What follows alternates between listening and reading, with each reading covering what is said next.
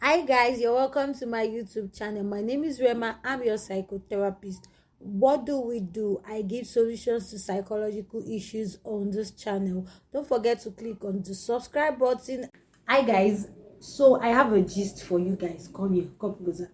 I had this younger sister of mine that came to stay with us at a particular time, and there was a time she was all overwhelmed by her teenage features, body features, and guys was all around her. And I was trying to really caution her in some ways, and I was trying to really help her. But at some point, there was a day I really freaked out. I never expected myself to act out of how do I put it? I never expected myself to act out of anger and can probably go as far as beating her or probably making her feel bad and things like that. But immediately after that happened, that scenario happened, I literally just felt bad. I felt bad that I had to start asking myself, like, why did you do this? You don't really have to get that whole hungry. I started blaming myself. I started feeling guilty, and I just started asking myself so many questions. I don't know if you find yourself in a space whereby you did some things that you never expected yourself to react in that way. You never expected yourself probably to burst out emotionally in that way. And at some point after doing it, you started feeling bad and you were like, how, like, how did I get here? Why did I react in that way? Why did I, you started blaming yourself. Probably you find yourself in that shoe. Or maybe yours is not that. Probably you find yourself in incident that actually reminded you of things you thought you forgotten. And immediately you found yourself there. You were just so down and you just told yourself, like, I don't want to remember this again, I don't want to do this again, and things like that.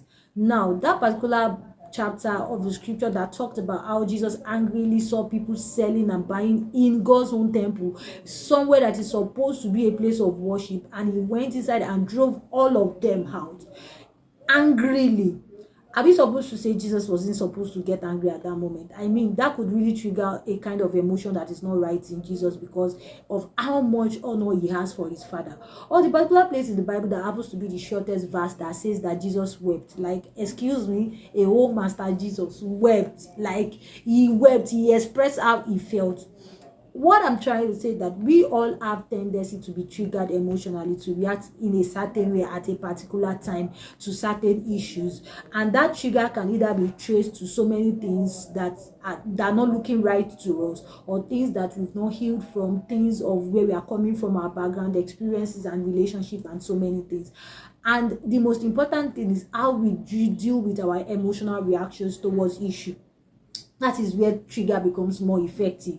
Is that you deal with it in the right way or you deal with it in the negative way. And that brings me to talking about how you deal with emotional trigger. Number one is learn to define your feelings. This is one of the things we talk about in emotional intelligence. You define how you feel, how you are feeling. Are you feeling sad?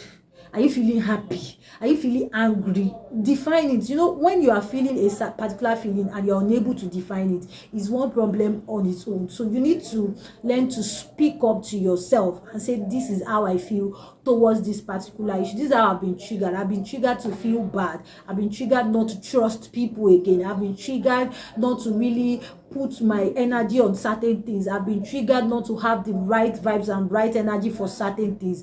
Learn to label and define how you feel. Number two is, in the midst of those things, manage your thoughts. You know, I told you about what happened to me and I was feeling all guilty after beating her. I felt I could have done it better and things like that. In the midst of everything, I think I should have really managed my thoughts very well. I shouldn't be so overwhelmed by how I felt and I'm like, I'm going to show you what I used to be older than you today. Yes, I will let you know I'm older than you. At the end of the day, it didn't work. It didn't change anything. What the child wanted to become, the child eventually become it, if that English is actually correct. But in the midst of all those things, I should have learned to maturely anger my thoughts in the midst of that feelings, not being overwhelmed by how I feel, not being overly carried away by how I feel, but being able to marry the space of, okay, if I do this, what is the consequences? If I ended up beating and then will I have to deal with it? Will I have to do this? Will I have to do that? Instead of feeling bad about it. Number three is you have to learn self-acceptance. One of the things about self-acceptance is you have to understand that we make mistakes in life and we must learn from our mistakes, not really nurse our mistakes. So the fact that some things have happened in life that has triggered a kind of emotion in your life doesn't mean that's the end of your life. It doesn't mean you don't have to trust people again. It doesn't mean that you won't win again in life. It doesn't mean that you won't make it again in life. It doesn't mean that you'll be stagnant in life. It doesn't mean that you won't meet new people in life. The most important thing is you understand that you accept yourself, that you've done something bad and you are ready to do better, you are ready to be better, and you are moving forward. That was one of the things I told one of my clients, that what do you learn in the midst of all these things? You have to be able to pinpoint your lessons, and at the end of the day, learn to deal with the pain. That's how wounds are. When wounds come, you deal with the pain for some time and it heals up. As it heals up, you discover that you are opening up to a new life, but you will not forget the lessons that wound taught you, because something must have led to that wound. If something has not led to that wound, then what was the essence of having a wound? So you must learn your lessons. It is very, very, very important. And last but not the least is prioritize the right thoughts always. Many a times I see people saying so many things like, I thought I'm going to be like this because of what happened to me. Yes, because of what my mom did to me, because of what I faced at that time. I thought my life is never going to be good again. I thought I'm going to do this and that. Those are negative thoughts. Many a times when we are being emotionally triggered, it is to see whether we are still going to be in the right state of mind, or we are going to continue to put ourselves in the bondage of how the devil wants to make you feel towards what is not right. He wants to make you feel less. He wants to make you feel shallow. He wants to make you feel like a mediocre. He wants to make you feel like you're never gonna do something good in your life. He just wants to start making so many noises in your head that he doesn't want you to see the beauty of what you can be in life, regardless of whatever it is that you've gone through. Joyce Meyer was really triggered in a negative way. Her stepfather slept with her so many times, and yet, even in the midst of that pain, she was able to make a glory out of it. She was able to turn her pain into glory. She was able to turn her pain into something that brings her closer to the place of fulfilling destiny.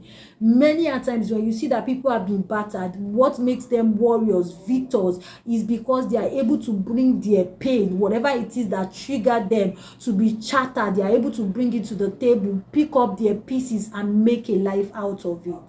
Now, can you make a life out of that story? Can you make something good? Can you turn your pain to power? Can you turn your pain to purpose? Can you believe that regardless of what has emotionally battered you, even in the face of your trigger, you can tell your trigger that you've been healed, you are an overcomer, and you are getting better. I hope you enjoyed today's episode on Hope Alive Therapy. Don't forget to click on the subscribe button, and also don't forget to invite your friends, and also don't forget to drop thumbs up for us, and don't forget to drop your answers on the comment section. In case you have anything you would like to share with us, don't forget to slide into our DM. Will be available for consultation. And also, I love you guys. Thank you for always engaging. Guess the next topic. If you guess right, I have a gift for you. So I would like you to guess the next topic by dropping on the comment section. I'll see you when I see you. Bye bye.